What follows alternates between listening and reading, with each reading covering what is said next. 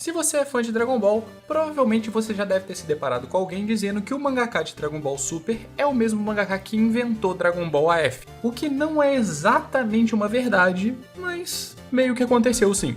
Mas antes desse vídeo começar, caso você não me conheça, eu sou o Nemo, @peixotaku em todas as redes sociais. Acho que nesse ponto muita gente já deve saber que o atual mangaka de Dragon Ball Super é o Toyotaro. E ele trabalhava junto com o Akira Toriyama na produção de Dragon Ball Super. Um dos termos necessários para o Akira Toriyama voltar a escrever Dragon Ball era que ele precisava de um desenhista, porque ele não queria mais desenhar Dragon Ball, por conta da má experiência que ele teve com Dragon Ball Z. E foi assim que o Akira e o Toyotaro começaram a trabalhar juntos. No entanto, o Toyotaro já tinha trabalhado em várias coisas antes de realmente chegar ao posto de mangaka de Dragon Ball Super. E na verdade essa é uma história muito interessante. Só que não tem como eu contar essa história pra vocês sem falar um pouquinho da história de Dragon Ball AF. A verdade é, não existe um Dragon Ball AF só. Eu acho que isso é necessário de ser falado pra já dar uma desmistificada na coisa toda. Dragon Ball AF é um título que serviu pra várias coisas. E a maioria das coisas que você vê por aí, dessas imagens esquisitas, não tem nada a ver com Dragon Ball AF em si. Mas tudo isso aconteceu por causa de uma grande fake news. A famigerada imagem do Super Saiyajin 5 é mais ou menos a culpada por isso tudo.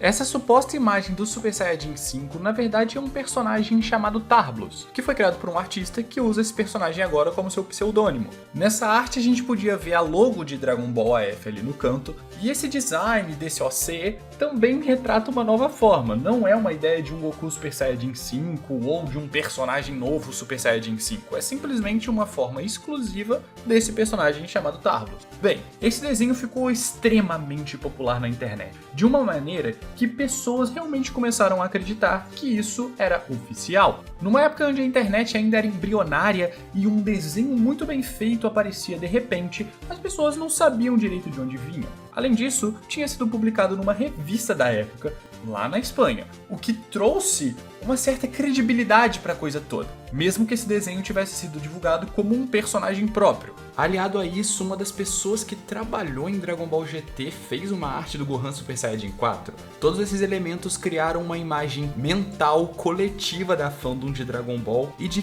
como a continuação de Dragon Ball deveria ser. A questão é, em pouco tempo a internet estava tomada por conversas sobre esse tal Dragon Ball AF, e isso serviu de inspiração para diversas histórias de Dragon Ball AF que iriam aparecer, sendo as mais famosas a do Young Didi e a do Toyble. E Toyble era o pseudônimo do Toyotaro na época. A história do Toyotaro foi a responsável por criar o conceito do Zaico, um Saiyajin que é o clone genético do Goku fundido com uma Kaioshin. E definitivamente esse arco do Zaico deu uma grande inspiração para a saga Black, vocês podem ter certeza disso. Esse arco se passava após os acontecimentos de Dragon Ball GT, e infelizmente ele nunca teve um final. O último capítulo termina com o pessoal fazendo um ritual para trazer o Goku de volta para a Terra, e termina com o Goku dizendo que acha que consegue vencer o Zaico. Mas apesar dessa história não ter tido um final, ela definitivamente contribuiu para as histórias e para a comunidade de Dragon Ball como um todo. Uma outra coisa que vale a pena mencionar é que o Toyotaro não escreveu só Dragon Ball AF com o pseudônimo de Toyble.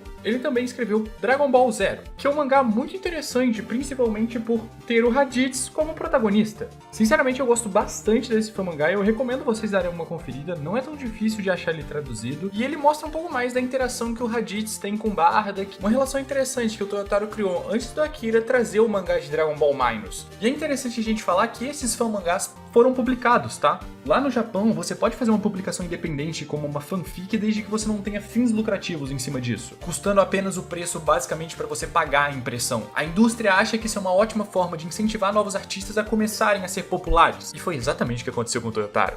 Ele levou várias artes para a editora da Shueisha, e após isso, a Shueisha falou, até que esse cara tem potencial. Então, em 2012, Toyotaro já estava escrevendo Dragon Ball Heroes Victory Mission, o que eu tenho certeza que para ele foi a realização de um sonho. Em 2015, o Toyotaro foi chamado para escrever a adaptação do filme Fukatsu no F em mangá, e depois disso, ele começou a trabalhar como mangaka de Dragon Ball Super. Em 2016, ele também fez algumas artes para edição de colecionador de Dragon Ball Xenoverse 2, e atualmente ele tá aí até hoje escrevendo o mangá de Dragon Ball Super. Para quem acompanhou as diversas entrevistas que o Toyotaro deu pro pessoal da V-Jump, a gente pode ver que aos poucos o Toriyama foi confiando mais e mais no Toyotaro para colocar sua própria cara no mangá. E mesmo que o mangá tenha sido roteirizado pelo Toriyama, muito da quadrinização e das ideias diferentes que surgiram ali foi por conta do Toyotaro. A partir da saga Moro, o Toyotaro teve uma independência muito maior para fazer os arcos, e boa parte do arco Moro e Granola foram escritas por ele, com obviamente posições muito importantes do Toriyama.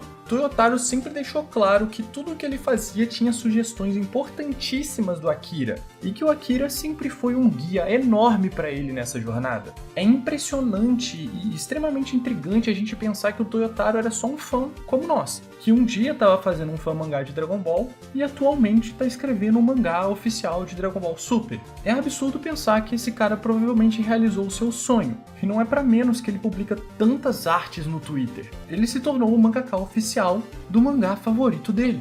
E é por isso que eu admiro o Toyotaro dentro disso tudo. A arte dele teve muitos problemas, inclusive foi acusado algumas vezes de tracing, e o próprio Toriyama chamou a atenção dele por isso. Mas a gente tem que pensar que era um artista independente, com hábitos próprios dele. Sinceramente, eu acho que o Toyotaro fez um trabalho excepcional no mangá, e muitos dos conceitos apresentados ali são coisas que a gente sempre quis ver. E eu acho que, como fã, ele pôde produzir muito disso. Tenho certeza que o Toyotaro vai entregar pra gente um ótimo arco final de Dragon Ball Super, já que as ideias dele com Toriyama provavelmente acabaram. Mas eu confio no Toyotaro para essa tarefa. Tenho certeza que ele vai entregar pra gente algo muito bom. Antes desse vídeo terminar, eu queria muito agradecer os membros do canal. Sem eles, esse vídeo não estaria sendo possível. E agora, os membros têm acesso aos novos selos do canal, que são basicamente uma referência aos trevos de Black Clover. Então, muito obrigado a todo mundo aí que é membro. Sério, de coração, vocês ajudam demais, vocês não estão ligados. Mas é isso, a gente se vê no próximo vídeo. Falou!